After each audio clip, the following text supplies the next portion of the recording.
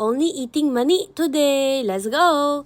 Mani, which means peanut in Filipino, has a long history as a popular snack in the Philippines. Peanuts were first introduced to the Philippines by Spanish colonizers during the colonial period. Over time, locals embraced peanuts as a versatile ingredient and a satisfying snack. Roasted mani became a favorite street food, enjoyed for its crunchiness and nutty flavor. It's often sold by vendors in markets, parks, and along roadsides. Whether enjoyed on its own or as a complement to other Filipino dishes, mani has become an integral part of the Philippine culinary culture, loved by people of all ages. Make sure to subscribe. Thank you!